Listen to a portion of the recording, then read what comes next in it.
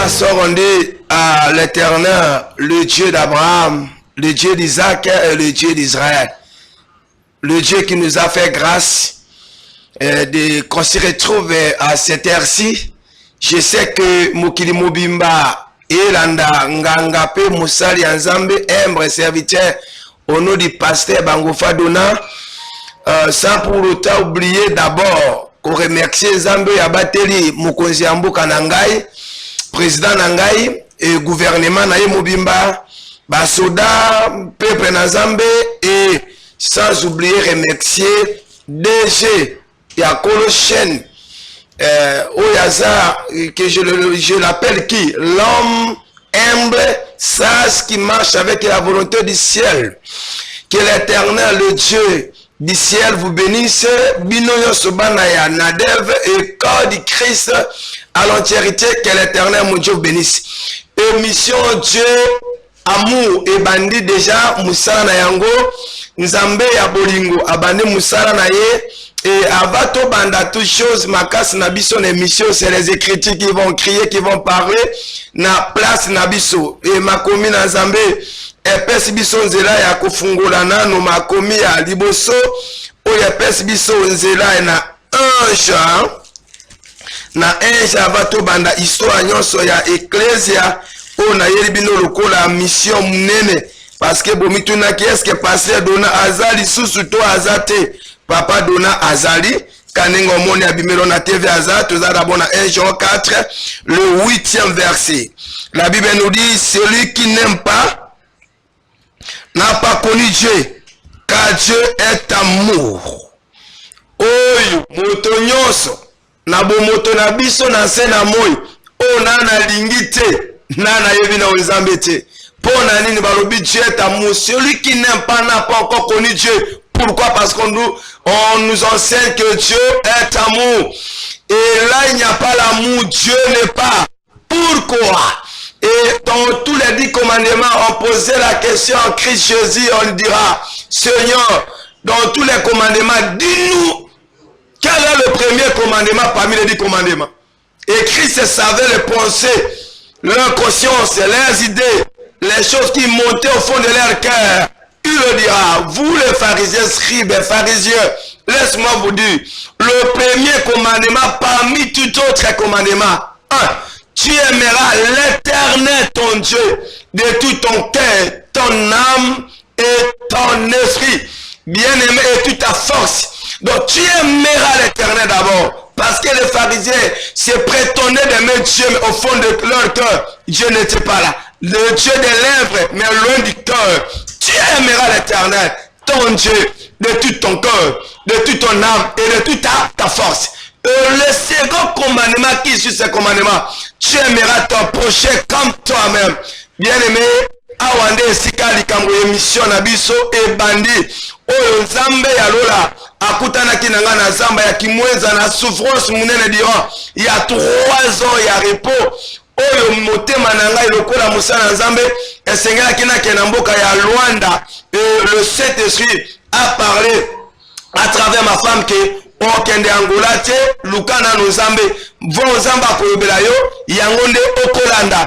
Et en cherchant Dieu dans la forêt de Kimwenza, par là que l'Éternel m'a parlé. Et premier jour, il y a 2e jour, 5e, 6e jour, 5e jour, il y en a 6e jour. Je croyais au fond de moi comme si que l'Éternel n'est plus avec moi. Il m'a abandonné. Et je me posais la question. Même à Wanazamba, l'Issumuninga Nasarike, Nzamba Kangelanga Mutema, sans pour autant ni rêve, ni songe, ni vision, Nazamba Lolengeboué. Et na 6e jour, Nzamba Roberinga Dona, crée-moi. Je te ferai une source de bénédiction. Lili, et je lui ai posé la question que j'ai lu. Il m'a dit, lis Jean 5, 20. Et en lisant Jean 5, 20, il me dit, car le Père et le Fils, il montre tout ce qu'il fait. Il va lui montrer les œuvres plus grandes que celles-ci. On fait que le monde soit dans l'étonnement. Car le Père aime le Fils. Mot amour. Car le Père aime le Fils. Et il montre tout ce qu'il fait. Et il va lui montrer les œuvres plus grandes que celles-ci. On fait que le monde soit dans l'étonnement. Et j'ai reçu l'amour de l'Éternel au fond de mon cœur.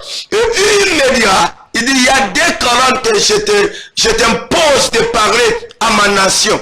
Et quelles sont ces deux colonnes? Dit, tu prêcheras la repentance sincère et l'amour sincère.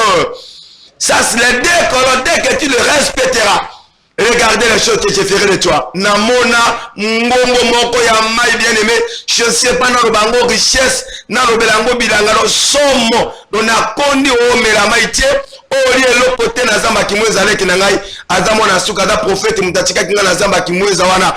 C'était terrible. Et mukola suka na dosi tamabondeli. Au monde nanga na kombo ya dona. Azamba kolo chef ba kolo zamba ya kimweza. Nzamba robelie. Amemelanga safuna manyoko na zamba ya kimweza boke afungwelanga mabondeli e na se ya basho nga nazalaki na yango ndeko wana abeti bashi wana atoke porte alobelinga est-ce que motaza wabi oui comment on a dit pasteur Dona. Il me dit c'est Dona. Je lui ai posé la question, il y a quoi monsieur? Il me dit Dieu m'a envoyé vers vous pour te dire que non, il t'a exorcé na memelio mais songo oyo na safu ezamba lobina pesa lupangu oya sengelo sala cité na ya mabondeli to sa na lupangu wana eloko nini bien aimé by préveza palpable et bien aimé tango na bimi na ye na ndaku na zonga ki na sengo et musala ye ko banda nini yango ya bitumba na moli te na musala parce que prêcher l'amour et la repentance n'est pas valable. Ils ont mis la matière et indimisa matière. Parce que, comment expliquer, nous prêchons Dieu, nous parlons de Dieu, mais au fond de nous, il n'y a pas l'amour. À quoi c'est? Or que Dieu est amour. Il faut que ceux qui l'adorent, l'aiment, que les symptômes d'amour se reflètent en eux. Mais les Kamboto Kamwe, au sein de l'église, l'empoisonnement arrive au sein de l'église. Et je me pose la question, à quoi sert de prêcher Dieu, mais qu'on se poisonne au sein de l'église? Là où le chef, son nom c'est l'amour. 1 Jean 4, 8. Celui qui n'aime pas n'a pas connu Dieu, car Dieu est amour. Et dès qu'on se prétend de prêcher Dieu, la racine pivotante qui va nous pousser de te croire, c'est l'amour. Donc, bolingeza lokola mosisa ya kati, oye kotinda biso to nimisa ke kisa za kati na yo. Car Dieu t'a aimé le monde, Jean 3,16. Il envoya son fils né. Donc, le style d'amour, Dieu est aimé. Le style d'amour. Et il envoya son fils unique Jésus. Pourquoi il envoya son fils unique Jésus? Parce qu'il avait l'amour sous le monde. Et à quoi c'est? Na oyoka kikamona olela. Etango na omona kola pambola. DG Paul. Ah non. Yo zaka mutu moko zama komona eske na yebi pourquoi memeninga kombo ya Paul memeninga l'émission te DG Nkolo apambola pourquoi je ne sais pas et ce qu'on na prédication ya boye. Comment dans le gouvernement dès que l'amour ça sera sincère, Dieu descendra au gouvernement. Je viendrai makambe bandi na bandi émission tiye sazongi ti bosobi chaîne monsieur Sombami. Gouvernement soki totambo na amour sincère parce que la nation ne peut jamais être élevée sans Dieu. Et si Dieu est dans la nation, et l'amour est là, il n'y aura pas de choses de la haine politique qui te ressemble, menacée à haine. Tout ça la politique menacée à jalousie. Tout ça la politique mais empoisonnée mais cause à la tête. Est-ce que l'autorité peut me dire amen à cela? Alléluia. Est-ce que l'autorité peut dire amen à cela? Parce qu'après avoir qu'on a mis ça dans la politique, aucun catholique, aucun protestant, aux réveil. Mais montre-nous l'éternel là où tu travailles, là où tu es DG, là où tu es colonel, là où tu es général, là où tu es président, là où tu es dans le gouvernement, là où tu es ministre, là où tu es. Présente Jésus.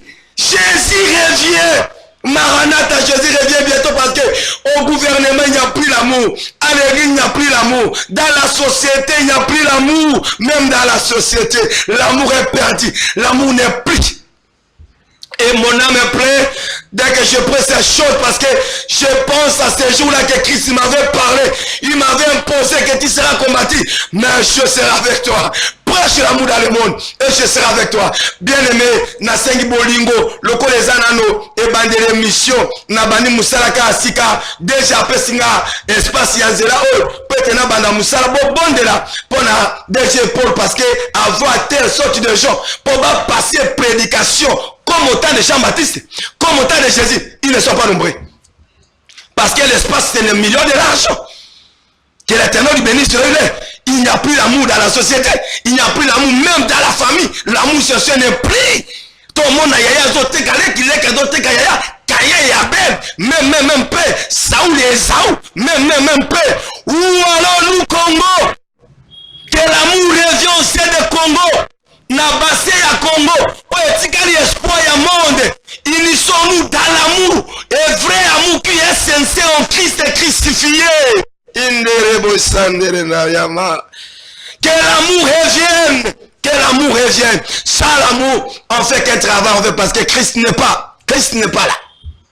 Et bien aimé, bolingo ya zambane salike, musala wane ya kobande sali somo. Na bandi musala oyo, na banda musala wa zambe l'église, et si kaka na bandi na leki na télévision, basombi lopango. Na leki kaka na ba 3 mois, et si kaka na basodo, na nyokwami l'église au prévanda na nyokwami, jusqu'à présent, on est qu'instable.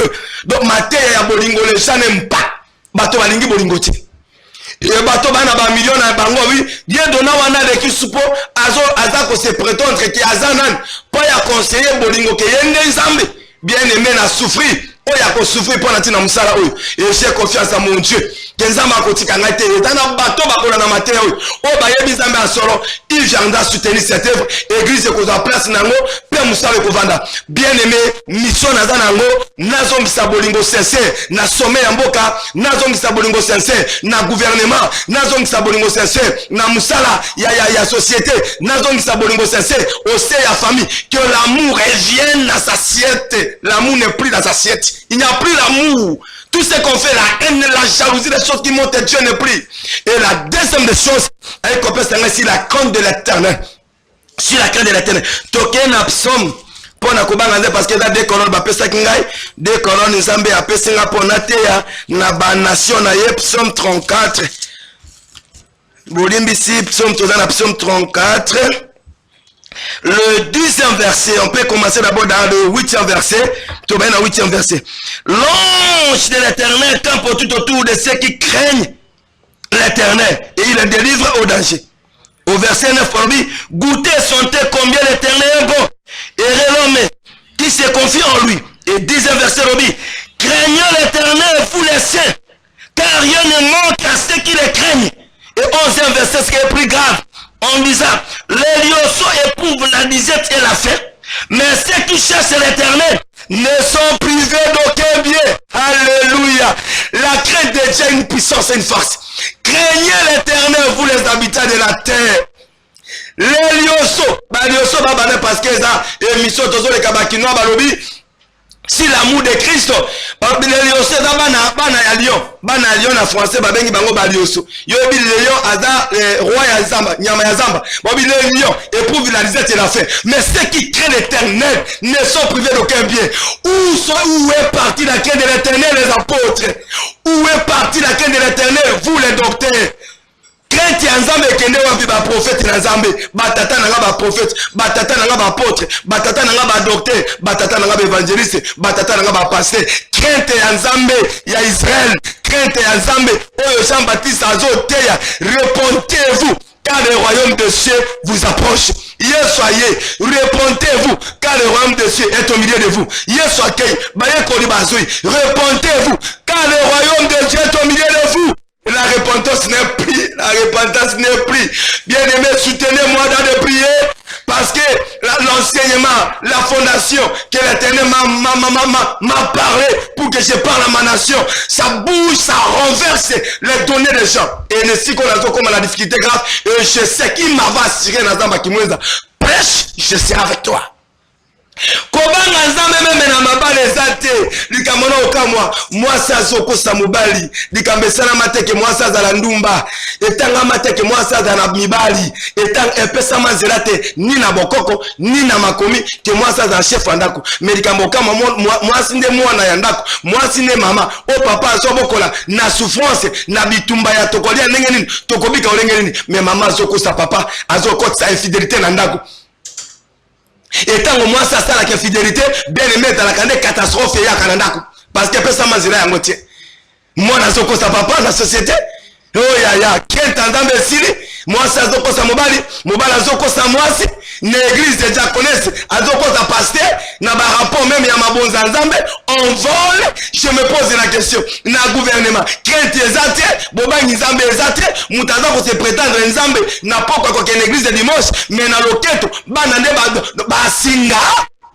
On cause idole et que quoi na mutatie na bureau na ye yango ne nzambe na ye ya makasi ya komata ba fonction tongo poko butu moi par rapport na bana bambeka. Laisse-moi prophétiser une dame par qui tu te maries un homme féticheur kobana mateo la ni mama nanga somo bena na soroka pour la ni mateo yebisa ya benga na ba numéro yo moto nyosa akola ne mission pa azui élévation na bakisi okoma liboma ona oyokinga mala mte moto no sala ninga ne mission yo po bolanda kaka po musale banine ko banda pe ozana bakisi obongo ni motema te okoma liboma. Dieu est là, Dieu, Jésus rêve, Jésus béni pour te prouver que ton statut là n'est que rien devant Dieu. Yelanga yango na tumba yelanga kama ikeke kwa na kama na popino wana na ziki sango.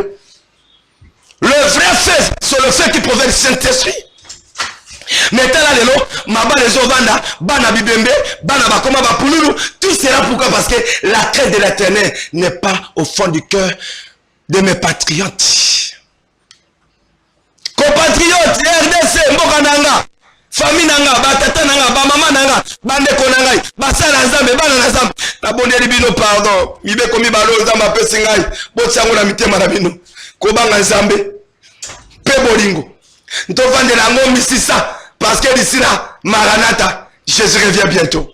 Et tant que tu as musalo na passe nyonso bitumbo ngana zi na tonga église de place basombi lopango na tonga place basombi yango na kene place tisiko ba garantie kangami.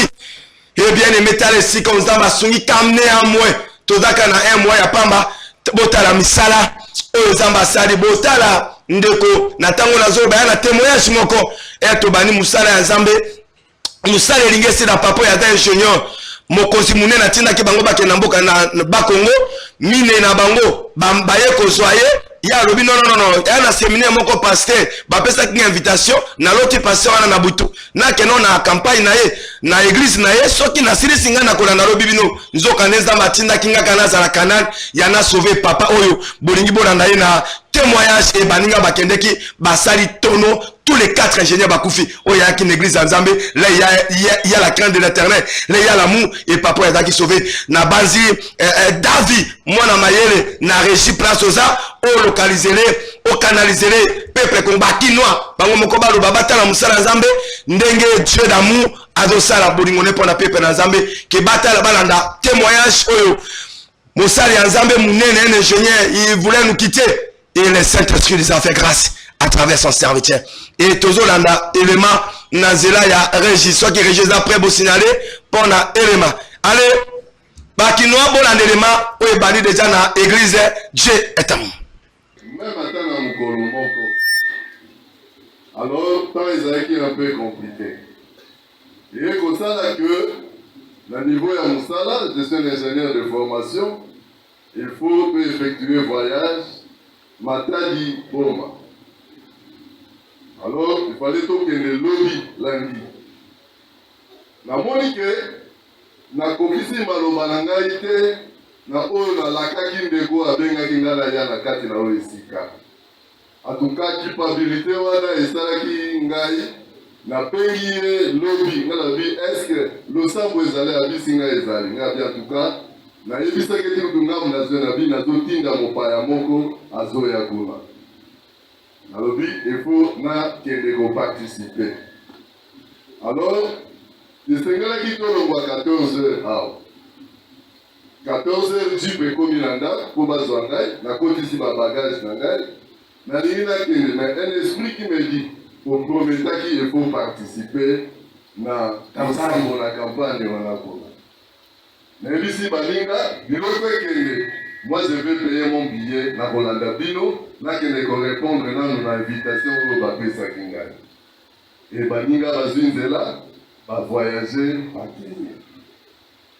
Quand on dit ça, je vais dans le lobby, na Koko Manakati na Oesika, na une moto, na Kiti, awa na itaka kalebelele ntango nakoti na mabele nazwi coup de téléphone babengi ngai baninga oyo bavoyageaki tous les ingénieurs jipesali tono ebango nyonso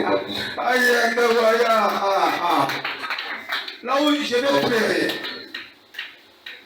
Vraiment, nakumisi nzambe nga nalobi soki nalobaki na korépondre l'invitation oyo te me ngai mpe nazali na kati na bakufi yango wana nalobi te oyo batei awa balobi pasi mosusu ezalaka mpo na esengo na biso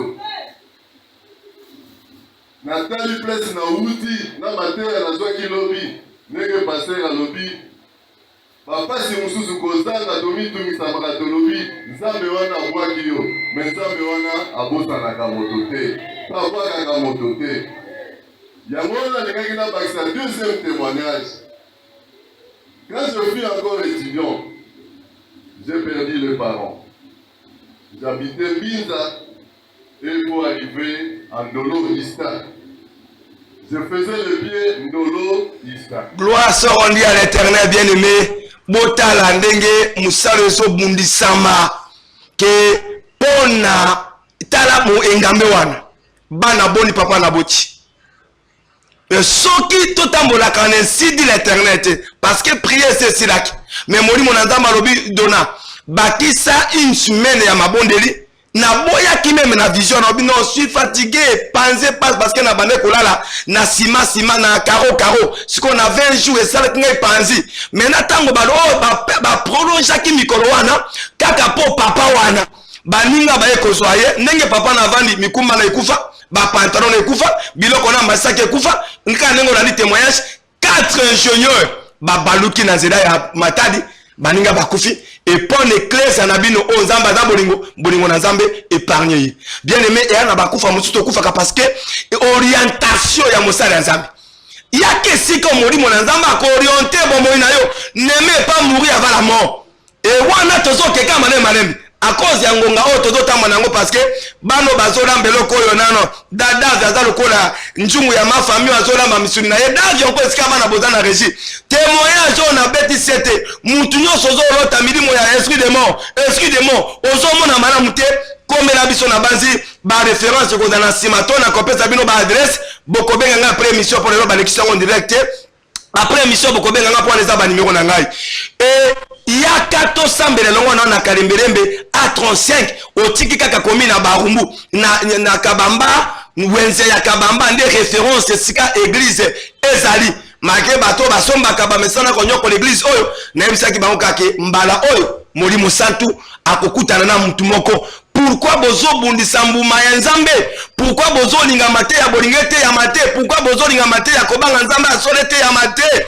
Pourquoi? Eh bien aimé, tango kaka toza na likambo oyo régie ezo balansele biso ndeko moka ye azo suba makila likolo ya makila mutu azo suba makila une semaine mbala liboso na vi nanga namona hémorragie ya mwana mobali, hémorragie d'un homme kaka na musalo hémorragie ya mwana mobali ba mama nanga ba papa nangai ba ndeko likambo ya kokamwa mwana mobali azo suba makila ezo suba mana nzoto ya mwana mobali makila ndenge ba mama penza ndenge programme ya ba mama ba période ya mama esala maka bokomona moko ka nzoto malili et ndeko wana tanga ya bien aimé ezalaki kolenga ecclesia kolenga ya bato ba mona kenyo pasteur ça c'est quoi? Et je dis émission na bino éclair dans la nouvelle armée du Dieu non et si quand mapinga ya Nzambe zali et c'est le kilaraté parce que tant David aya kana bitumba mapinga Goliath et kitaka na kokizala ba esclave